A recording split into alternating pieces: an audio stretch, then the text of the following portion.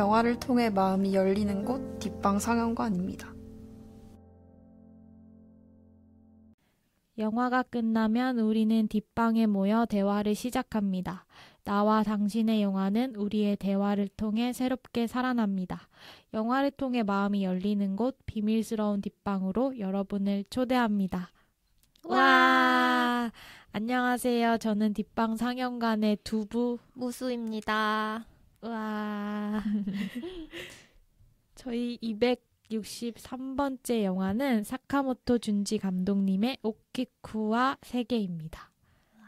와. 두부가 이 영화 보고 싶다고 하지 않았어요? 네, 맞아요. 그냥 여기 나오는 쿠로키 하루 배우님을 원래 좋아하기도 했고, 그리고 좀 에도시대, 배경이 에도시대라고 해서 조금 흥미가 갔던 것 같아요. 그래서 보자고 했습니다. 평소에 에도 시대에 대한 호기심이 있었나요? 호기심은 없었고, 그냥 아예 별로 관심이 없어서 이 에도시대를 배경으로 한 영화나 드라마를 아무것도 본 적이 없는 것 같아요. 그래서 흥미가 생겼어요. 오히려. 네. 그렇군요. 네. 완전 새로운 시대인데 좋아하는 배우님이 나오니까 네. 그래서 보자고 했습니다. 말했다시피 영화를 간략하게 소개를 해드리자면 19세기 일본의 에도 시대를 배경으로 하고 있고 두 청년과 그러니까 새 청춘의 이야기라고 볼 수 있는데요. 야스케와 추지라는 인물은 분뇨 수거업자, 그러니까 그 영화에서는 똥걸음 장수라고 하는데 제가 미리 알라트를 드리면 저희가 오늘 똥 얘기를 엄청 많이 할 거라 비위가 약하신 분들은 조심하도록 해주시고요. 아무튼 그 당시에는 그 인분을 수거를 해서 그걸 사입을 해서 다시 거름으로 파는 게 어쨌든 돈이 되는 직업인 거여서 그 직업을 가지고 있는 두 명의 인물이 주인공이고요. 근데 되게 그 두 명의 젊은이가 엄청 되게 특징적인 성격들을 가지고 있어요. 그리고 그 사람들과 몰락한 사무라이 가문의 딸인 그 두부가 좋아하는 쿠로키 하루 배우가 연기한 오키쿠와의 얘기를 다루고 있는데요. 영화에서 어떤 큰 사건이 일어나서 오키쿠가 목소리를 잃게 되는 사건이 일어났는데 뭔가 그 이후에도 좀 아름다운 그런 이야기들이 나오면서 일상적인 것들을 많이 보여주는 그런 영화인 것 같아요. 그럼 저희의 근황을 네. 얘기해볼까요? 네. 저희가 만나서 했던 말이 요새 너무 바쁘다 얘기를 했습니다. 바빠요. 네, 둘 다 아주 바쁘게 살았더라고요. 네. 저는 요새 되게 하던 일이 갑자기 많아져서 일의 양 자체가 많아져서 3, 4월을 굉장히 바쁘게 보냈어요. 근데 그 바쁜 와중에 봄이 왔잖아요. 그래서 틈틈이 봄을 너무 즐기고 싶은 마음이 커서 한 2주 동안 루틴처럼 했던 게 아침 산책이었어요. 대단해. 네, 평소보다 한 15분 정도 미리 나와서 동네 산책을 했습니다. 항상 아침에 출근하기 전에. 근데 저희 동네에 강이 있고 그다음에 그 강 위에 바로 벚꽃길이 있어요. 그래서 벚꽃이 피어있는 거를 정말 많이 보고 싶어서 매일매일 일찍 나와서 아침 산책을 했는데 사실 그 시간 덕분에 버틸 수 있었던 것 같아요. 네, 그 시간대 뭔가 충전한 다음에 네, 출근했습니다. 근데 또 이제 아침에 걸어 다니는 게 생각보다 기분이 너무 좋더라고요. 그래서 2주 동안 뭐 루틴이라고 하긴 어렵지만 주말에도 아침에 운동을 계속했어요. 그래서 토요일 아침에 수영 갔고요. 일요일 아침에 자전거를 탔습니다. 근데 오늘 일요일인데 녹음하는 날이 저 오늘 아침에 또 자전거를 1시간 동안 타다 왔거든요. 1시간이나. 네, 근데 기분 좋았어요. 뭔가 매일 아침 운동한다 이런 느낌이 들어서 굉장히 요새 아주 큰 사건입니다, 저한테. 네. 대단하다. 좀 바쁘고 힘들수록 운동을 해야지 버틸 수 있는 것 같더라고요. 전 그래요. 바쁘고 힘들수록 다른 것들로 또 채워 넣어야 이 시간이 가요. 더 바쁘게 살아야. 그러니까 이게 참 아이러니가 아닐 수 없는데. 맞아요. 저도 이런저런 일들을 바빴는데 두부가 어떤 루틴한 일상에 대해서 얘기를 해줘서 저도 그렇게 반복적으로 했던 일이 뭐가 있나 생각을 해봤더니 제가 최근에 시작한 두 어플 있는데 그게 듀오링고와 스픽인데 그 둘 다 언어 공부를 하는 학습 어플이에요. 근데 하나는 이제 게임처럼 약간 리스닝 위주로 하는 거고 하나는 직접 AI랑 말하기 연습을 해가지고 공부하는 그런 건데 생각보다 되게 재밌어가지고 매일매일 그냥 심심하면 하게 되더라고요. 그래서 그리고 약간 둘 다 매일매일 연속적으로 그 학습을 하면 뭐 불꽃이 유지되고 뭐 그런 게 있어요. 네. 그러니까 연속으로 했다는 걸 되게 증명해주는 뭐 그런 포인트들이 있어가지고 그거를 왠지 깨기가 싫더라고요. 그래서 뭔가 되게 그거를 매일매일 바쁜 와중에 틈틈이 하고 있다는 게 신기하기도 하고 재밌기도 하고.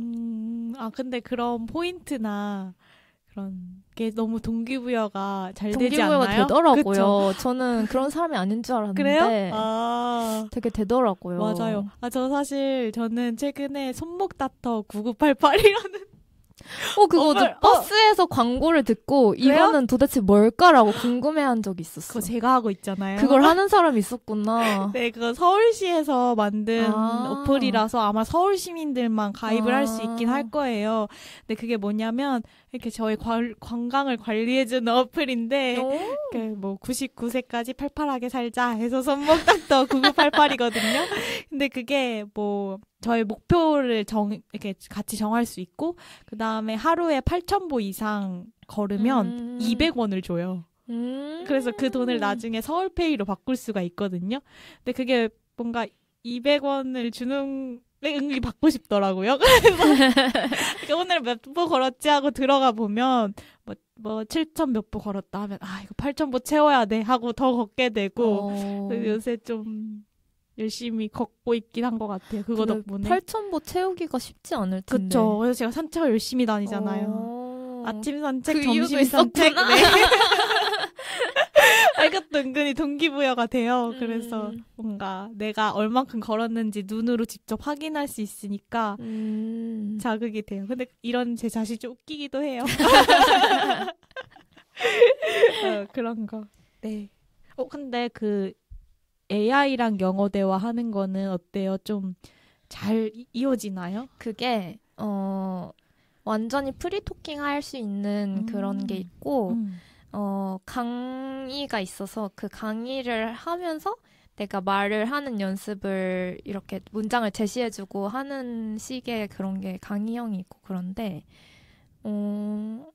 뭔가 아직 저는 강의를 많이 듣기는 하는데 제 친구 얘기를 들어보면은 좀 마음이 힘들거나 그럴 때 상담을 하면은 되게 잘 받아준대요. 진짜요? 되게 따뜻하게 받아준대요. 근데 되게 신기하긴 해요. 뭐 얘기하면 되게 잘 대답을 해주고 그래가지고 그냥 이게 주위에 영어를 쓰는 사람이 없으면 영어를 쓸 기회가 없잖아요. 근데 그거는 확실히 말을 하게 하니까 회화 위주의 공부에 도움이 되는 것 같아요. 신기하네요. 네. AI 요즘 너무 재밌는 것 같아요. 그러면 저희 홍보 타임 가지도록 할게요. 저희 뒷방 상영관에는 인스타그램이 있습니다. 인스타그램에 뒷방 상영관이라고 쳐주시면 저희 멤버인 아토민이 올려주시는 영화 일정에 대한 소개글과 게시물들을 만나보실 수 있어요. 그리고 저희가 청취자 여러분의 목소리를 기다리고 있어요. 그래서 팡팡 공지사항이나 인스타 프로필, 또 팟빵 댓글, 인스타 DM 댓글 이런 것들을 통해서 많이 보내주시면 저희가 정말 기쁘게 읽고 있습니다. 그러면 이제 본격적으로 영화 이야기 시작해 볼까요? 네. 네. 첫 장면부터 굉장히 일단 트리비아 얘기 조금만 해볼까요? 좋아요. 첫 장면에 충격이 가시질 않아서. 그래요? 일단 그렇게 막 많진 않은데요. 일단 이 영화의 시대적 배경은 에도 시대예요. 근데 에도 시대 말이라서 이때가 일본도 약간 조선처럼 세국 정책을 펼쳤을 때가 있었는데 이때 에도 시대 말에는 서구 사회로부터 문호 개방의 압력이 굉장히 심해졌던 때라고 해요. 그래서 뭔가 나라가 좀 혼란스럽고 원래 견고했던 계급 사회도 조금 위태위태하고 그런 뭔가 격변의 시기였다 정도로 정리할 수 있을 것 같습니다. 근데 저도 에도 시대 뭔가 역사적 배경에 대해서 잘 모르긴 하지만 그런 혼란한 시기 가운데 그 세 사람의 일상을 보여주는 그런 영화 전체 분위기는 좀 대비가 있었던 것 같아요. 그래가지고 왜 콕 집어서 에도 시대를 했을까 싶어서 궁금했는데 거기에 대해서는 뭔가 그런 혼란한 시기라는 것보다도 그 지금과 현재와의 시차를 보여줄 수 있는 그런 시기를 선택한 것 같더라고요. 그런 서로 연락이 잘 되지 않고 그런 뭐 똥을 사고 파는 일이 직업이 될 수 있고 그런 것들 그런 현재와 좀 많이 다른 모습을 보여줄 수 있지만 또 한편으로는 그냥 또 인간적인 삶을 보여줄 수 있는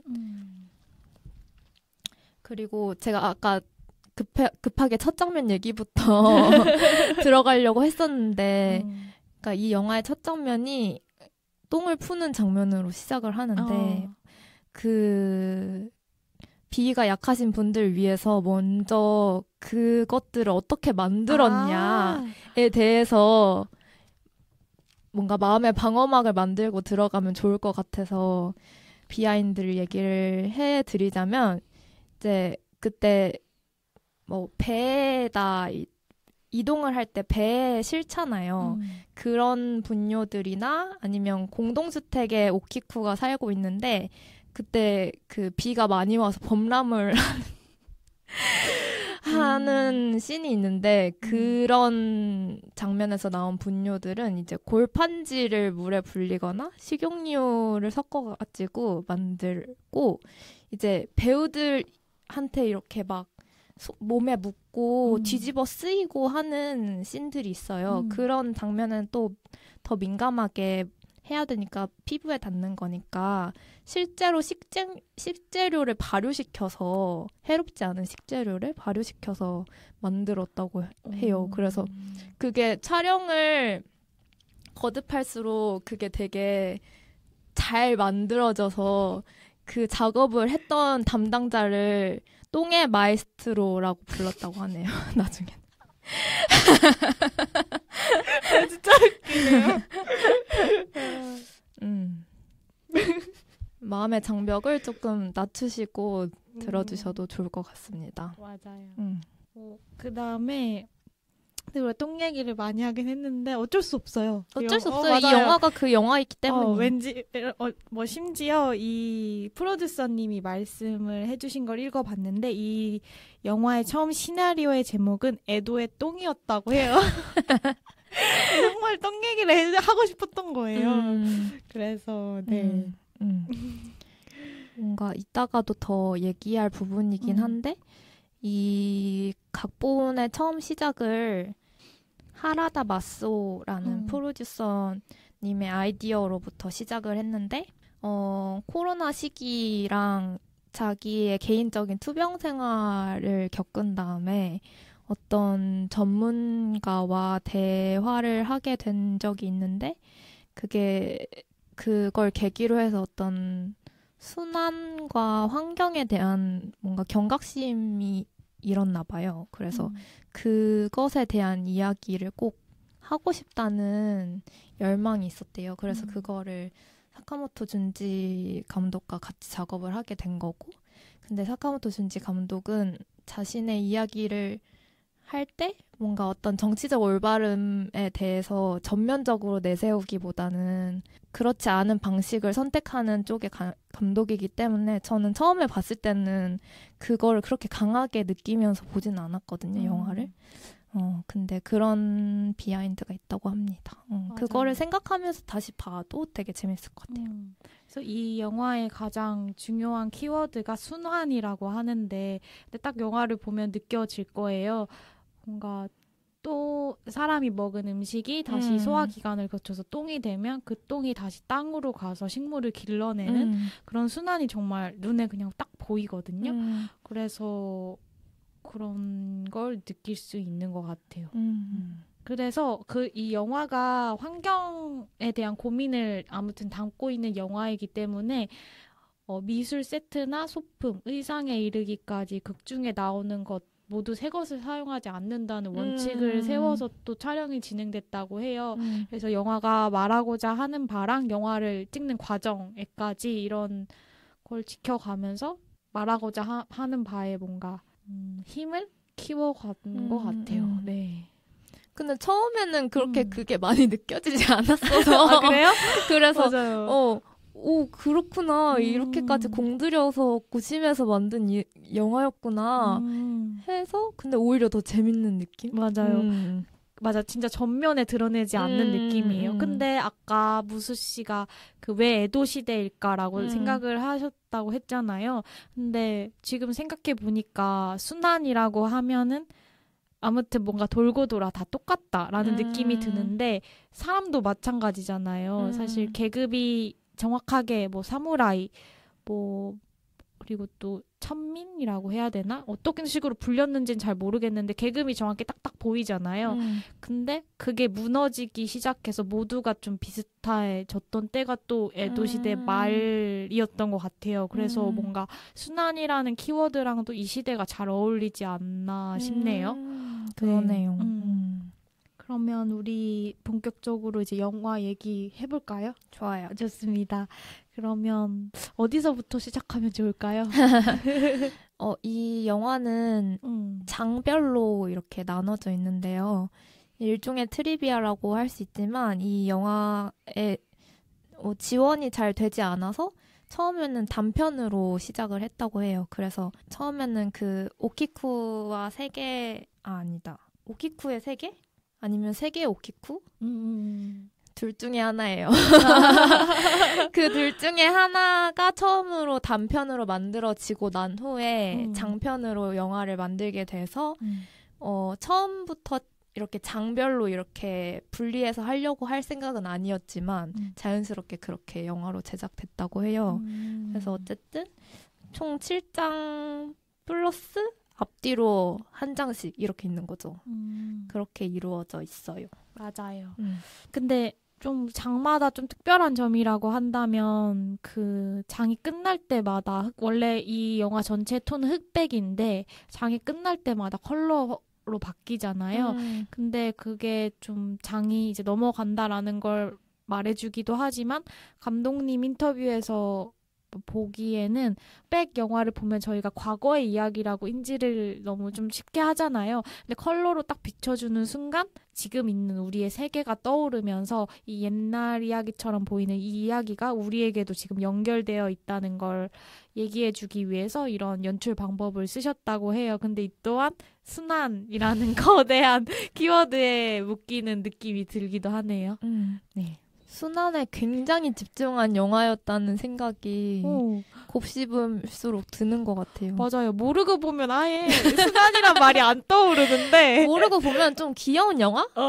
똥 얘기? 약간 똥 얘기를 했네? 약간 신기하고 귀여운 영화? 근데 맞아요. 뭔가 알고 보면 굉장히 모든 것이 순환. 몰입한 영화다. 맞아요. 그래서 여러 번 봐도 재밌을 것 같아요. 절대 여러 번 봐서 지루한 영화도 아니고. 근데 처음에 이게 칼라로 바뀌었던 장면이 아마 오키쿠가 새안하는 장면이지 않아요? 근데 그때 되게 뭔가 약간 봄 같은 느낌이었어요. 맞아요. 오키쿠가 또 분홍색 옷을 입고 있어서 왜냐면 그 전에는 계속 똥이랑 방구 얘기하고 화면에 다 맞아. 그랬는데 그때 그래서 저는 컬러로 바뀌는 장면 그 첫 장면 보고 컬러로 바뀌는 부분을 앞으로 자세히 봐야겠다. 이 부분이 뭔가 저는 이 내용에 대해서는 아예 모르고 봤기 때문에 뭔가 도망치고 싶은 현실과 나아가고 싶은 현실의 차이인가? 약간 이런 생각을 혼자 하면서 왜냐면 오키쿠가 되게 똥이랑 방귀에 처음에 질색하잖아요. 그 얘기를 담는 것조차도 맞아요. 그 얘기를 하지 마세요. 막 약간 이렇게 하는데 그리고 또 화장실 앞에서 내 이름 얘기하지 말라고 그 정도로 싫어하는데 뭔가 계절 얘기할 때 갑자기 오키쿠의 표정이 밝아지면서 컬러로 바뀌길래 이게 뭔가 오키쿠가 나아가고자 하는 세계에 대한 모습인가 했는데 나중에 컬러로 바뀌는 게 또 변수도 있더라고요. 그래서 아니네 싶었습니다. 네. 재밌는 오독인 것 같아요. 맞아요. 네. 그럼 어떤 장면부터 얘기해 볼까요? 꽤나 중요한 장면인 것 같지만 지금 딱 떠올랐던 장면부터 얘기를 해보자면 그 공동주택을 거기 도시 이름이 에도잖아요. 그쵸? 그렇죠. 도시 이름도 에도인데 에도시의 여러 군데를 돌아다니면서 두 사람이 똥을 이렇게 사입하기 때문에 이제 각자의 담당이 있어요. 근데 그 추지라는 인물이 오키쿠와 어쨌든 썸탄 사이예요. 근데 맞아요. 어쨌든 그래서 담당을 하고 있어서 이게 딱 이게 또 똥을 풀어 왔는데 하필이면 딱 그 사무라이 그 오키쿠의 아버지인 겐베이가 그 볼일을 보고 있던 와중이었거든요. 근데 그때 했던 대사가 되게 엄청 기억에 많이 남는데 자네 세계라는 말을 아는가? 라고 물어봤던 그 장면이 기억에 나네요. 맞아요. 그래가지고 이 장면이 일종의 복선이 되는데 세계라는 말에 대해서 물어봤을 때 추지는 나는 글자를 잘 몰라서 잘 모른다 이렇게 대답을 하니까 그 사무라이가 이 하늘의 끝이 어디인지 아냐고 근데 끝 같은 건 없다. 그걸 몰라서 이 시절이 이렇게 된 것 같다. 이렇게 말을 하면서 만약에 사랑하는 사람을 만나게 되면 이 세계에서 당신이 제일 좋다라고 말을 하라. 그게 제 최고의 말이다. 이렇게 얘기를 하는데 이 장면이 복선이 돼서 나중에 그렇게 표현한다고 생각을 해요. 맞아요. 중요한 장면이었던 것 같아요. 그리고 세상이라는 말은 종종 그 안에서 정확히 일본말로 뭐라고 했는지 모르겠는데 세상이라는 말은 서로 많이 쓰는 것 같은데 세계라는 말은 잘 안 쓰거든요. 그리고 그 추지가 글을 몰라서 몰랐다기보다 이 시대의 사람들이 아무튼 내가 사는 지역만 알고 그 외의 세계에 대해서는 뭐 볼 기회도 없고 상상해볼 일도 없는 거죠. 그래서 세계라는 말 자체가 낯설었던 시대였던 것 같아요. 맞아요. 뭔가 그 시대와 뭔가 그 영화를 봤을 때 저조차도 갑자기 세계라는 말을 아나? 라고 했을 때 되게 낯선 기분이 들었거든요. 맞아요. 좀 이질감이 들었다고 해야 되나? 좀 되게 거대한 말 같고 지금은 엄청 많이 쓰이는 말이잖아요. 글로벌 시대에 살고 있기 때문에 글로벌 시대도 이제 낡은 말인 거 아니야? 그래서 세계라는 말이 뭐 지역은 세계고 세계는 지역이고 막 뭐 세계적인 것이 개인적인 것이고 뭔가 너무 혼종인가? 세계적인 것이 지역적인 것이다. 지역적인 것이다. 지역적인 것이 세계적인 정치적인 것이 개인적인 것이다. 네, 아무튼 그래서 세계란 영화를 보면서 세계라는 말이 저도 갑자기 낯설게 느껴졌어요. 그래서 근데 뭔가 내가 발 딛고 있는 이 곳이랑 이 일상 외의 것을 상상하는 거 자체가 주는 희망적인 게 있잖아요. 그래서 그런 것에 대해서 계속 생각했던 것 같아요. 근데 그 말이 그냥 너무 좋지 않나요? 이 하늘에 끝 같은 건 없어. 그리고 그게 세계지. 그냥 딱 머릿속에 그려지잖아요. 세계라는 게. 그래서 되게 근데 그 말을 또 변소해서 하긴 했지만 되게 심장이 뛰는 말이었던 것 같아요. 순환이란 이미지를 떠올려 보면 저는 그걸 그림으로 그려보라고 했을 때 보통 원을 많이 그리지 않나요? 네.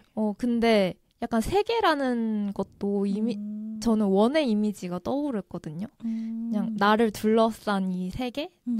보통은 이제 그 시대는 어땠을지 모르겠지만 현대인의 감각으로서는 나를 중심으로 해서 이 세계가 있다는 근데 이 세계가 점점 그 범위가 넓어지는 뭐 자라면서도 그렇고 나의 인식이 달라지면서도 그렇고 약간 그렇다고 생각을 하는데 근데 뭔가 끝이 없다는 것도 어떻게 보면은 또 그 이미지가 무슨 말을 하고 있는지 잘 모르겠네요. 아무튼 어떤 세계도 원의 이미지로서 다가온다는 점이 갑자기 흥미롭게 느껴져가지고 근데 이 영화에 뭔가 느낀 점 여러 가지가 되게 산발적으로 있었는데 이게 순환이라는 말로 모든 게 중첩될 수 있다는 게 지금 조금 놀랍네요. 네, 키워드를 정말 잘 집중해서 잘 만든 영화인 것 같아요. 근데 저는 그 세계라는 말을 하는 장면에서 사실 근데 저희는 직접 가보지 않아도 내가 살고 있지 않은 세계를 볼 일이 정말 많잖아요. 뭐 컴퓨터를 통해서든 그냥 TV만 틀면 나오는 곳들이 정말 다른 내가 있는 곳과 정말 다른 곳들이 많이 나오니까. 근데 그런데도 불구하고 여기서 막 우물 안의 개구리 얘기하잖아요. 근데 저는 제가 우물 안의 개구리처럼 느껴질 때가 많거든요. 그럼에도 불구하고. 그래서 그런 지점들에 대해서도 생각해봤어요. 어떤 순간에 열심히 산다는 게, 이 순간에 집중해서 산다는 게, 내 세계를 더 이상 넓히거나 상상하지 않는 일이 되는 경우도 전 있는 것 같아요. 그래서 같은 자리에 있지만 어느 방향을 쳐다보고 어느 방향을 상상하느냐에 따라 완전히 다른 삶을 사는 것 같기도 해요. 그래서 그런 느낌이 특히 마지막 장면에서는 그런 느낌이 많이 들었어요. 그 추지가 글자를 배우면서 하늘을 쳐다보잖아요. 세계라는 말을 배우면서. 근데 거기서 느껴지는 뭔가 희망 같은 거. 그거 굉장히 좋았어요. 하늘을 쳐다보는 장면이라고 말하니까 생각나는 장면이 있는데 그 오키쿠가 변을 당하고 이제 칩거를 하게 되잖아요. 그때 많은 사람들이 찾아와서 오키쿠를 이렇게 좀 다독여 주려고 하는데 절의 승려와 그러니까 아기 승려들이랑 큰 승려랑 이렇게 같이 와가지고 원래 그 절에서 글자를 가르치는 일을 하고 있었기 때문에 선생님 빨리 돌아와 달라고 이렇게 얘기를 하는데 막 그 얘기를 하다가 알겠어요 갈게요 하면서 이렇게 하는데 마지막에 작은 승려가 갑자기 하늘을 쳐다보는 장면이 나오거든요. 맞아요. 그냥 되게 순간적으로 지나가는데 그때 의도한 건지는 모르겠지만 오키쿠가 그 모습에 반응을 해가지고 자기도 왜 쳐다보지? 하면서 하늘 쳐다본 장면이 있거든요. 근데 그게 되게 별거 아닌 것 같았는데 뭔가 되게 좋았어요. 맞아요. 그리고 막 다니다 보면 하늘을 본다는 행위 자체가 주는 환기가 있잖아요. 맞아. 그런 거에 대해서도 계속 생각하게 되는 영화였어요. 아까 제가 막 이미지 얘기를 하다가 길을 잃었잖아요. 근데 그러니까 끝이 없다는 이미지에 대해서 생각을 해보다가 마지막 장면이 되게 카메라가 되게 특이한 시점으로 이렇게 잡혀 있는데 그 카메라 렌즈도 원래 카메라 렌즈가 아니라 뭐 어안 렌즈 같은 걸 써서 촬영을 했다고 해요. 근데 그 이미지를 꼭 그렇게 구현을 하고 싶었던 것 같은데 감독이 어쨌든 뭔가 이렇게 볼록하게 끝에서 끝으로 이어지는 장면을 촬영을 했는데 되게 멀리서 세 사람이 걸어가는 장면이에요. 근데 그 끝이 없다는 그 이미지랑 그 마지막 장면이 좀 잘 이어지는 것 같아요. 근데 그게 또 순환이기도 하면서 왜냐면 여기서 자꾸 길을 잃네요. 여기서? 질문이 생기는 것 같아요. 이 지점에서요? 내가 사는 세계, 그러니까 우물안 개구리라고 느끼는 게 자꾸 이미지에 집착하는데 뭔가 원 안에 내가 점으로 서 있는 듯한 그런 느낌을 받는데 여기에서 7장의 제목이 세계의 오키쿠인데 마지막 장 종장의 제목이 오키쿠의 세계잖아요. 맞아요. 그렇게 뭔가 그 제목을 짓는데도 되게 많은 고민이 들어갔을 거라고 생각을 하는데 세계 속에 내가 있다고 생각하면 뭔가 갑갑한 느낌이 들지만 또 그게 나의 세계로 이렇게 좀 끝없는 어떤 확장되는 그 세계로 상상을 하면은 되게 자유로운 느낌도 들고 그 순환한다는 개념이 원으로 갇힌다고 생각할 수도 있지만 계속해서 이어지는 거기도 하고 내가 원의 그 테두리에 있을 수도 있는 거니까 뭔가 그런 느낌도 들고 네, 저도 듣다 보니까 되게 이미지로 그리게 되는데 그 우물 안의 개구리라는 게 뭔가 개구리가 우물 밖으로 나와서 세계를 마주하는 거잖아요. 사실은 원래. 근데 이 영화 속 안에서의 이미지는 저한테는 그 우물 밖으로 나온다라기보다 어떤 세계 안에 오키쿠가 있어서 그 점이 우물이었는데 그 우물 자체가 점점 넓어지면서 오키쿠의 세계가 확장되는 느낌? 그래서 맞아요. 그러니까 내가 발딛고 있는 무언가 바뀐다기보다 그냥 내 세계가 그냥 커지는 거죠. 계속해서 끝없이. 그럼 조명이 점점 그냥 조명을 받는 범위가 넓어지는 느낌인 것 같아요. 이미지로 그려보면. 근데 이게 뭔진 잘 모르겠는데 그냥 그런 맞아요. 느낌이 들어요. 그걸 뭐라고 설명해야 될지 몰라서 자꾸 길을 잃어버리는데 아무튼 근데 뭔가 직관적으로 느껴지는 게 있어요. 그쵸? 근데 이 지점에서 언어에 대해서 저희가 언어화가 잘 안 되니까 언어의 길을 잃었기 때문에 언어에 대해서 얘기를 해볼까요? 좋아요. 네. 또 제가 인상 깊게 본 장면 중에 하나는 오키쿠와 츄지가 서로의 마음을 좀 더 직접적으로 확인하는 장면이 좀 기억에 남아요. 근데 저는 그때 오키쿠의 모습도 너무 좋거든요. 이제 오키쿠가 더 이상 소리내서 말을 할 수는 없으니까 글로 소통을 하는데 츄지는 글을 쓸 줄을 몰라요.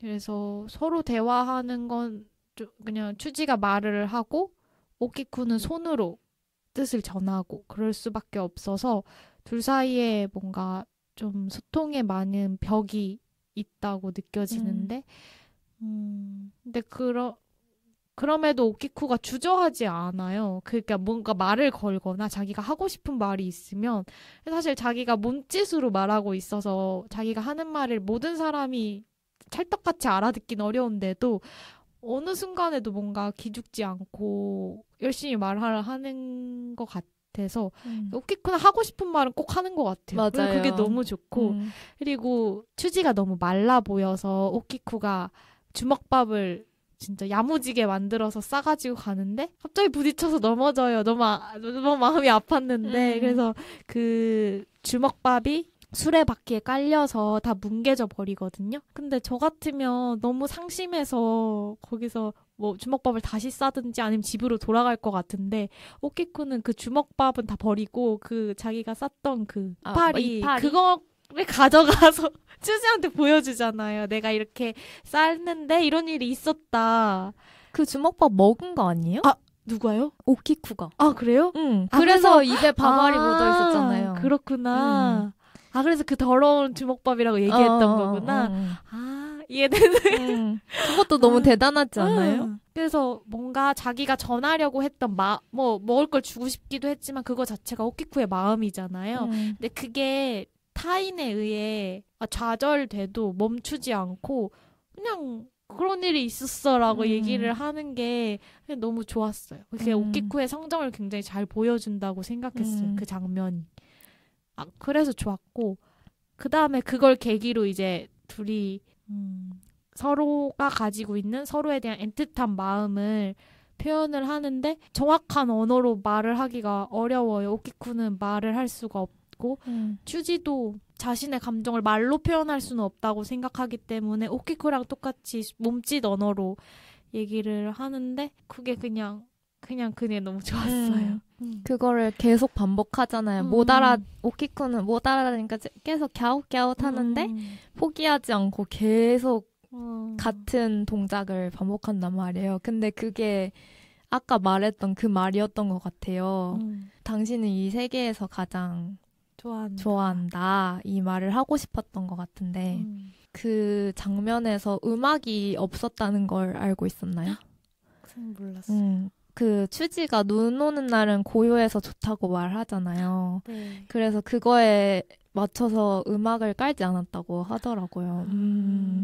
그리고 말로 표현할 수 없다고 하는 말까지 있으니까 그 장면에서만큼은 음악을 넣지 않고 엄청 그 소복소복 눈이 쌓이면서 시간이 지나갔음을 이렇게 표현하는데 또 흑백 영화니까 하얀 눈의 대비가 오히려 더 잘 보이면서 눈이 이렇게 소복소복 쌓이면서 계속 반복해서 사랑 고백을 하고 있는 그 상황이 참 예뻤어요.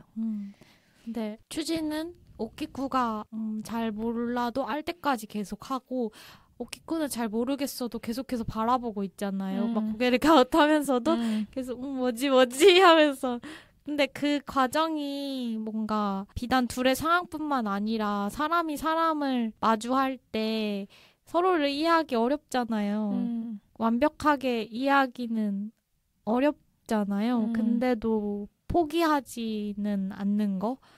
그게 느껴졌어요. 그래서 아까 그 이미지로 따지면 각자가 가지고 있는 동심원이 부딪히는 느낌?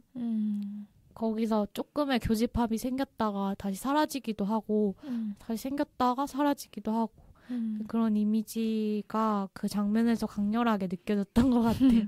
그 원이 움직인다고 생각하니까 좀 재밌는 것 같아요. 내가 걸어다닐 때마다 내 세계가 움직인다. 좋네요. 근데 그 장면을 생각할수록 너무 좋은 것 같아요. 엄청 제가 최근에 봤던 영화의 장면들 중에 가장 낭만적이었던 것 같아요. 하늘의 원을 그리고 내 가슴을 팡팡 치고 바닥을 탕탕탕 치면서 맞아. 이 세계에서 당신을 내가 좋아한다고요. 마음으로 좋았어요. 근데 이 둘 사이의 이 둘 사이가 튼튼하기 어려웠던 건 언어도 있었지만 계급 차이가 되게 컸어요. 이 오키쿠는 사무라이에 몰락하긴 했어도 사무라이의 딸이고 근데 사무라이가 일본 내에서 어떤 위치인지 정확히는 감이 저는 잘 안 와요. 근데 사람들이 엄청나게 존경하고 사무라이 정신 같은 거 엄청 강조하고 그런 거 보면 굉장히 예의 있고 멋있나 봐요. 근데 그게 오키쿠도 그런 걸 가지고 있잖아요.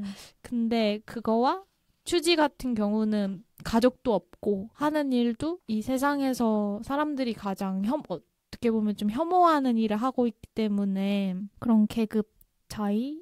근데 이 영화가 보여주는 것도 그런 계급에 대한 이야기를 많이 하고 있는 것 같거든요.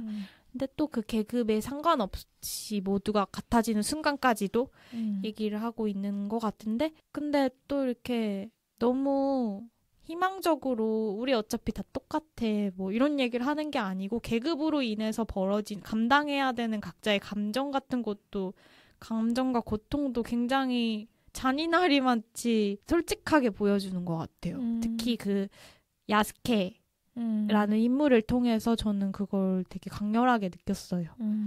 뭔가 그 츄지와 오키쿠 사이의 관계가 되게 낭만적이고 강렬하게 그려져서 야스케에 대한 얘기를 저희가 많이 안 한 것 같은데 야스케가 나오는 장면 중에 기억 남는 장면이 있으면 얘기해봐도 좋을 것 같아요.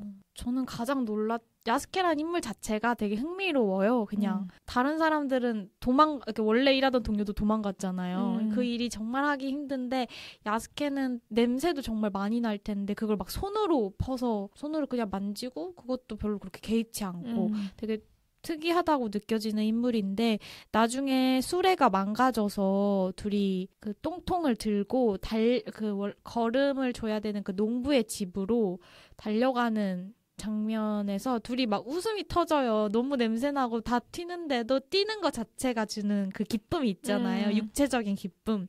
그래서 그런지 아니면 서로의 모습이 너무 웃겨서 그런지 뭐 엄청 웃으면서 도착하는데 그 농부 아저씨가 정말 화나 있으시죠. 오다가 반이나 이미 흘러버렸고 그리고 얘네는 웃으면서 오니까 제 생각엔 화를 낸 것 같아요. 왜 너가 내가 뭔데 웃으면서 와? 약간 이런 느낌이었거든요. 그래서 똥통을 야스케한테 다 뒤집어 엎어요. 되게 충격적이었어요. 그 장면. 근데 거기에서 웃잖아요. 네. 되게 막 약간 좀 광인처럼. 맞아. 여기서 웃어야 돼. 그 둘이 그러니까 야스케가 하는 스스로 미는 밈 같은 게 있는데 무슨 얘기를 하다 농담을 던지고 여기선 웃어야지 이렇게 말하는 게 있는데 그 말을 반복하면서 막 여기선 웃어야지 이러고 막 엄청 웃는단 말이에요. 그러다가 그래서 슈지도 따라서 막 웃다가 거기에서 웃기만 하고 그 사람한테 반항은 하지 않고 죄송합니다 이렇게 머리를 막 조아리니까 이제 츄지는 그 모습을 보고 좀 탐탁지 않아 하긴 하는데 그 웃어버리는 행동이 뭔가 야스케에 대해서 많은 것을 설명해 주는 것 같기도. 맞아요. 츄지가 야스케한테 한번 화를 내요. 형은 뭐 돈이면 다 우리도 조아리고 막 그러냐 하면서 막 그런 태도에 츄지는 되게 정직한 사람이라서 바른 사람이고 화를 내고 싶으면 화를 내야 되는 사람인 것 같아요. 웃어 넘기는 방법을 잘 모르는. 근데 야스케는 한 번도 제대로 화를 내지 않고 웃음으로 어떻게 보면 회피하는 것 같은데 근데 야스케의 웃음은 회피라기보다 모든 걸 다 알아서 통달해버린 사람처럼 웃는 것 같아요. 네. 그리고 조아리는 것도 진짜 죄송하거나 순응해서 그러니까 자신이 가지고 있는 계급에 복종하거나 포기해버리는 게 아니고 그냥 내가 할 수 있는 위치에서 그냥 이 정도는 할 수 있지? 약간 모두 다 아는데 뭐 내가 없으면 이 세계가 안 돌아가는 것도 아는데 그리고 내가 이런 취급을 받으면 안 되는 위치인 것도 아는데 이 세계가 이렇다는 하지만 이 세계에서 내가 이런 취급을 받는다는 것도 너무 정확하게 잘 아는 사람. 그래서 자기가 하는 행동을 그렇게 그냥 결정해버린 사람으로 느껴졌어요. 맞아. 그쵸. 되게 감동적이다. 저는 그렇게 잘 못하거든요. 어렵죠.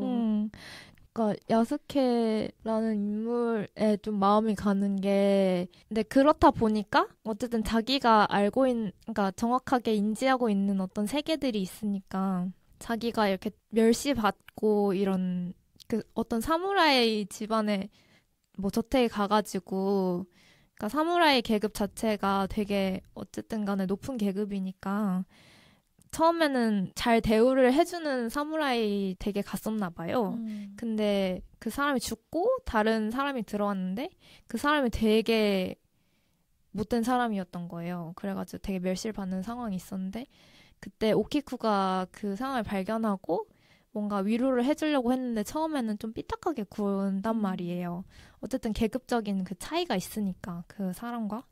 근데 오키쿠와 얘기를 하다가 이제 오키쿠가 이미 다친 후였기 때문에 그 위로하는 마음이 진짜라는 사실을 알고 난 후에는 되게 막 눈물 지으면서 미안하다고 하잖아요. 근데 그 장면도 엄청 기억에 남아요. 맞아요. 근데 거기서 끝이 아니고 또 추지한테 가서 내가 큰 실수를 해서 굳이 또 사과를 한 번 더 해달라고 하잖아요. 그런 거 보면. 그리고 이야기꾼이 되고 싶다고 하잖아요. 그 맞아요. 설정도 되게 재밌는 것 같아요. 그 되게 영화에 그렇게 쓸모 있는 그런 설정은 아니었는데 그냥 쓸데없는 설정 중에 하나였다고 생각하는데 되게 이야기꾼이 되고 싶다니 엄청나잖아. 약간 엄청 잘 어울리잖아. 약간 이런 느낌이었거든요. 맞아요. 그리고 쉴 때 틈틈이 극장 가서 막 보고 재밌는 이야기 보잖아요. 근데 저는 이야기꾼이라는 건 그러니까 이야기를 만드는 사람이나 이야기를 재밌게 하는 사람은 자신이 서 있는 현실을 어느 정도 무대처럼 볼 줄도 알고 거리를 좀 떨어뜨려서 이 세계를 인식하는 힘을 가진 사람이 이야기를 만들 수 있다고 생각하거든요. 근데 야스케가 그게 되는 사람이었던 것 같아요. 뭔가 추지랑 오키쿠는 아직 자신의 세계를 확장시키거나 다른 세계를 구경은 모르겠어요. 그냥 자신의 세계에 집중하는 느낌이었어요. 둘은. 근데 야스케는 자신은 이미 넘어선 것 같고 세계를 보는 그런 느낌? 그래서 이야기꾼이 될 수 있는. 세계의 야스케. 야스케 그래서 전 너무 신기하고 제일 인상 깊은 인물이었던 것 같아요. 사무라이 계급에 겐베이가 있다면 그 계급에는 야스케가 있는 거 아닐까? 그런 뭔가 통달한 것 같은 이 세계에. 그래서 야스케는 좀 도인 같기도 했어요. 리허설 때 그 얘기도 했었는데 제가 굳이 그 영화의 큰 사건으로 그 사무라이인 겐메이를 죽인 이유가 뭐였을까? 어쨌든 어떤 사람이 원한을 가지고 있어서 다른 사무라이가 원한을 가지고 있어서 싸우자 이래서 결투를 해가지고 죽게 된 거잖아요. 그래서 막 뭐 이런 시대의 원한이라니 이러면서 그래도 받아들이고 싸우러 가잖아요. 죽을 걸 뻔히 알면서. 그래서 그 장면을 왜 넣었을까 궁금했어요. 이 영화에서. 그 겐베이 죽음 자체. 근데 그 장면 자체도 겐베이를 너무 많이 보여주는 것 같아요. 이번이 마지막 대화일 수도 있어. 그러니까 자기가 죽는다는 걸 아는데 너무 태평하고. 근데 그 죽는다는 걸 아는 순간에도 똥을 풀어온 추지한테 뭔가 소중한 말을 건넬 세계라는 말을 선물하는 거잖아요. 어떻게 보면. 근데 그 정도의 여유도 가지고 있고 그 다음에 뭐 사무라이 집념은 대단해 이러면서 뭔가 타인에 대한 존중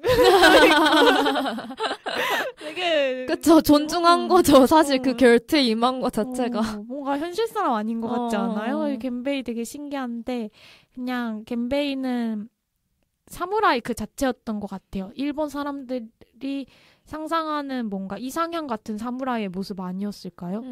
되게 높은 계급에 있지만 세계에서 모든 사람들을 평등하게 볼 줄 아는 사람? 그 정신에 온전히 집중한. 근데 그 정신 같은데 근데 그럼에도 죽음이었던 건 그 사무라이가 있었던 그 시대의 끝. 그러니까 겐베이가 상징하는 바가 되게 컸던 것 같아요. 그래서 세계가 변했고 세대가 달라졌음을 저는 표현했다고 생각해요. 그 후로 오키쿠가 많이 변하기도 했고 네 그런 생각을 했습니다. 근데 뭔가 상징으로서 누군가를 죽이고 이런 거 별로 안 좋은 것 같아요. 그럼 아닐 수도. 취소할게요. 취소하지 마요. 왜? 그래요? 동의가 가는데 그냥 제 취향상. 근데 저도 이렇게 해석을 하긴 했지만 영화 볼 때 그렇게 생각하진 않았고 그냥 겐베이에 집중해서 보긴 했던 것 같아요. 와, 죽음 앞에서도 저래? 이 사람은 어떤 사람이구나. 뭔가 새로운 세대의 시작이라고 하면 뭐 오키쿠는 새로운 세대의 상징이고 이러면 조금 좀 저도 별로인 것 같아요. 또 얘기하고 싶은 장면이 있나요? 저는 그 똥 푸는 직업에 대해서 조금 더 얘기를 하고 싶긴 한데 사실 돈을 주고 똥을 사는 것도 이상해 보였어요.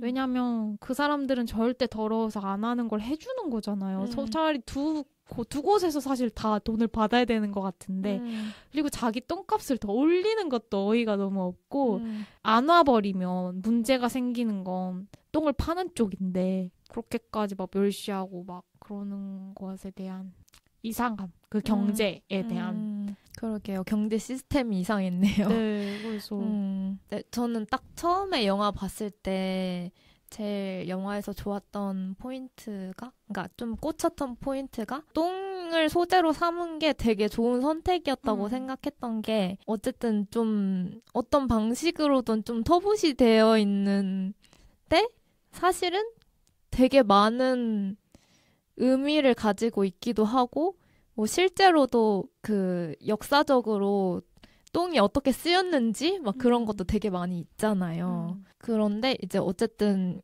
그게 더럽고 뭔가 냄새 난다는 이유로 그걸 해결해주는 되게 중요한 직업을 가진 사람들을 되게 천시하는데 그게 저는 사람들의 두려움에서 기인한 거라고 생각을 했거든요.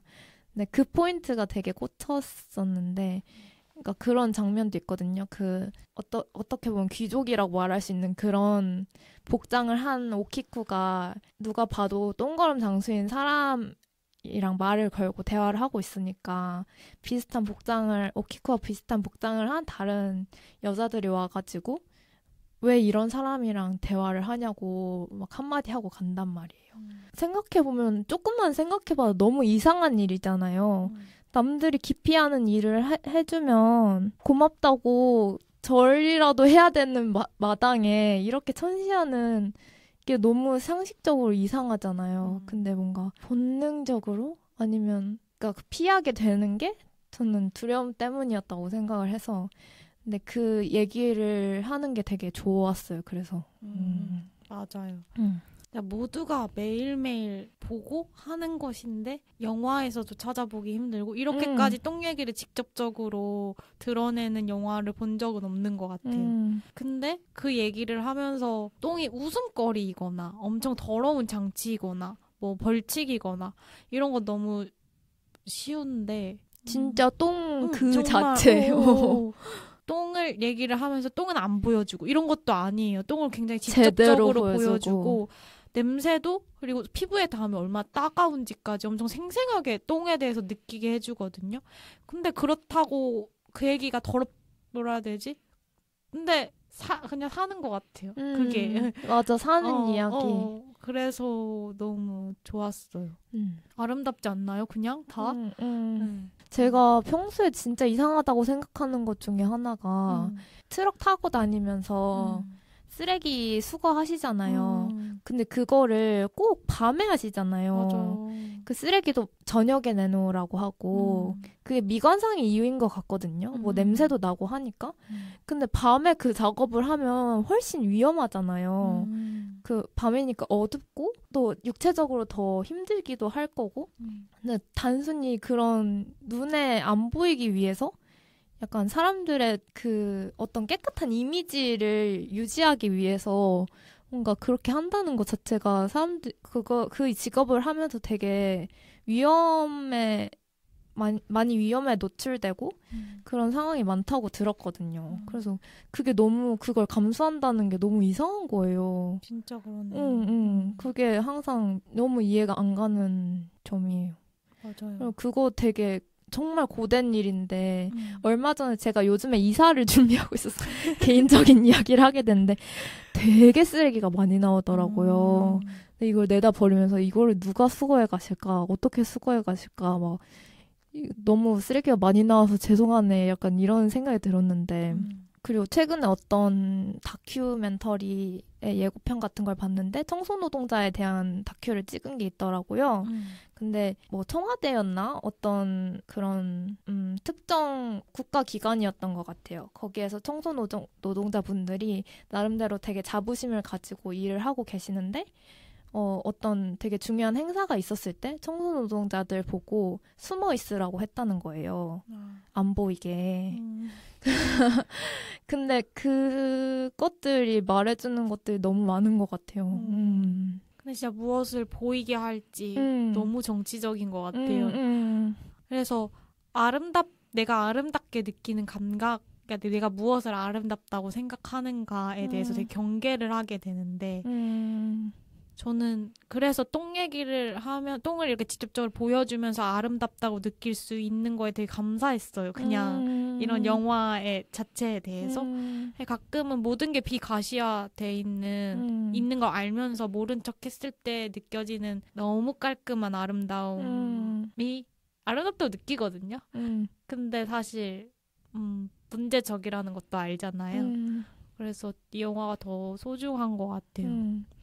그리고 미디어라는 게 정말 시각적인 거가 많잖아요. 미디어 중에 뭐 그런 뭐 드라마라든지 저희가 얘기한 영화 같은 경우도 물론 복합적인 거지만 어쨌든 시각적인 것이 크니까 그러니까 무엇을 보여줄 거냐 가시화의 문제에 있어서 생각해 봤을 때 너무 이렇게 안 보여주는 것들이 많잖아요. 근데 그게 세계 전부라고 상상하기가 쉽고 그것들 보다 보면 맞아. 그런 함정에 빠지기가 쉬운 것 같아요. 근데 진짜로 우리 진짜 똥걸음 장수가 아프면 제일 문제인 사람들은 그냥 그 마을 사람 전체잖아요. 똥걸음 장수가 아니고. 그래서 똥걸음 장수한테 필요한 게 똥이기도 하지만 그 사람들한테도 모두에게 똥걸음 장수는 너무 필요한데 그렇게까지 첨대하는 게 그냥 진짜 우리 세계도 그대로 이어져 있는 것 같아요. 또 아까 무수가 청소 노동자 얘기 해주신 것처럼 뭔가 우리 세계에서 영웅처럼 말해지는 거 막 소방관, 경찰관 그런 거 어린애들한테 되게 우리 뭐 세계를 지켜주는 사람은 누구지? 막 이러면 경찰관 아저씨요 이런 얘기 한단 말이에요. 청소노동자 얘기 한 번도 들어본 적이 없는 것 같아요.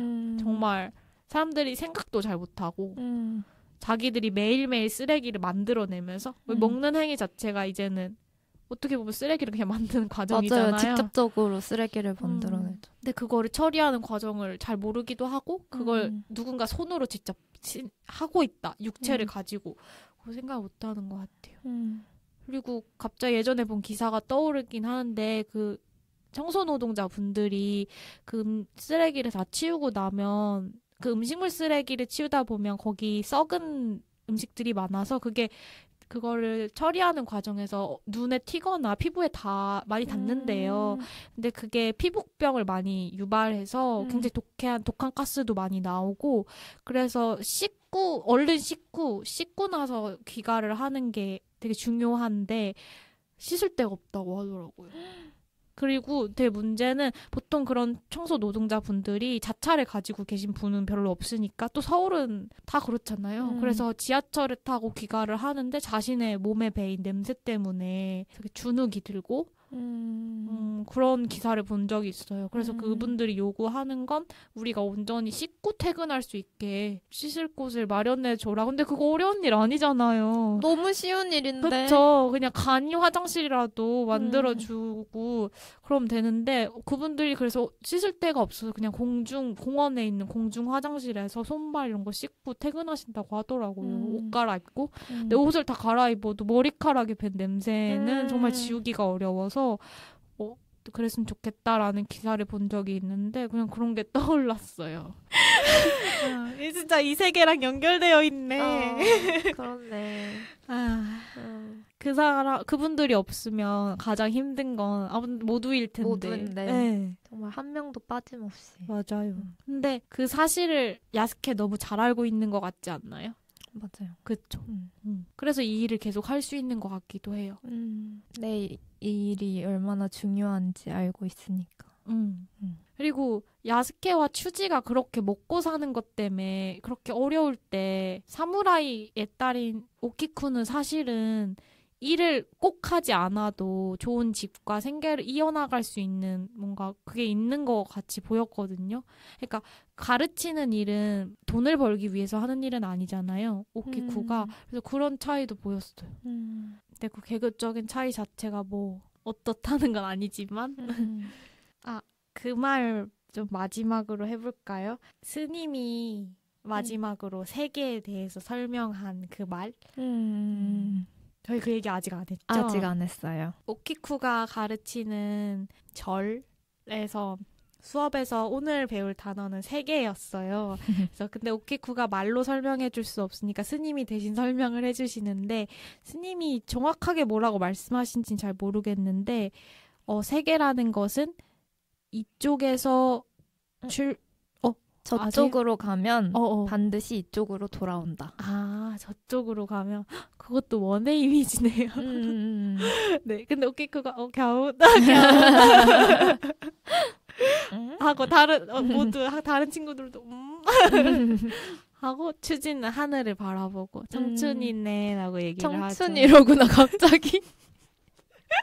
거기에 꽂혀가지고 계속 청춘이로구나. 새로 미는 밈. 웃어야지 다음으로. 근데 그게 너무 좋았어요. 여기서 뭐였죠? 이쪽으로 저쪽으로 가면 반드시 이쪽으로 돌아온다. 전 세계를 생각할 때 그 말을 그런 식으로 한 번도 떠올려 본 적은 없는 것 같아요.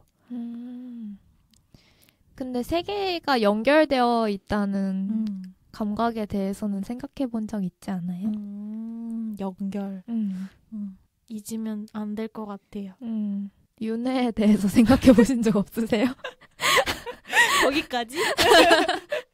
저는 뭔가 종교적이기도 하다는 생각이 들었어요. 그 설명 자체가? 네. 그럴 수도 있겠네요. 아무래도 절이니까. 뭔가 반드시라는 게 믿음직스러운 것 같아요. 무섭기도 하지만. 그렇죠. 그러니까 세계에 대한 상상이 끝이 없지만 동시에 연결되어 있다는 그 두 가지를 동시에 상상해야 될 것 같아요. 네, 그렇네요. 그러면 우리 그들 각자의 영화관으로 넘어가 볼까요? 좋아해요. 이 영화가 각자에게 어떤 의미였는지 얘기해보는 시간입니다. 저는 이 영화를 떠올리면 그냥 그 세 인물이 정말 생생하게 떠오를 것 같아요. 모두가. 내 세계를 대하는 태도, 야스케를 떠올리면 그런 말이 떠오를 것 같고 그 세계가 넓어지면서 다른 세계와 부딪혀보는 거를 떠올리면 추지랑 오키쿠가 떠오를 것 같아요. 그래서 세계라는 말이 너무 이 영화랑 잘 어울리는 것 같고 저에게도 좀 이 영화를 보기 전과 후는 세계라는 말이 담는 무게가 의미가 아주 조금이라도 달라질 것 같은 느낌이 들어요. 저도 두부가 얘기한 거에 되게 동감을 하고 또 오늘 되게 바람이 좋더라고요. 봄바람이 맞아요. 그 다른 어느 때보다 되게 제가 일하는 곳이 이렇게 문이 이어져 있어서 환기가 정말 잘 되거든요. 그래서 바람이 이렇게 진짜 문을 활짝 열어놓으면 바람이 이렇게 산들산들 엄청 시원하게 분단 말이에요. 근데 오늘 잠깐 쉬는 시간에 또 어디 벤치에 앉아서 봄바람 막 맞는데 봄이로구나 이런 생각이 드는 거예요. 근데 이 영화도 봄에서 시작해서 사계절을 거쳐서 봄으로 끝나지 않나요? 그랬던 것 같아요. 그래서 뭔가 봄바람 같은 영화다. 어머나. 계절에 잘 맞는 영화였다. 그런 생각이 좋네요. 들었어요. 좋네요. 똥 얘기를 하면서 봄바람으로 정리할 수 있는 거 너무 아름답지 않아요? 갑자기 저 영화가 너무 좋아진 것 같아요. 그러니까요. 감사합니다. 약간 이런 느낌. 네. 제가 감독의 다른 영화를 보진 않았는데 저도요. 다른 영화는 이런 스타일이 아니라고 하더라고요. 그래요? 그래서 볼지 말지 좀 고민이 돼요. 저는 오키쿠와 세계를 2번 보겠습니다. 앞으로 다른 영화 이게 30번째 영화래요. 진짜 다작을 하셨는데 진짜 대단하다. 다음 영화가 나오면 볼 것 같아요. 저도요. 그렇다면 이제 마무리를 해보도록 할까요? 네. 상영이 끝났으니 계단 조심하셔서 천천히 나가시길 바랍니다. 다음 영화도 기대해주세요. 안녕. 안녕.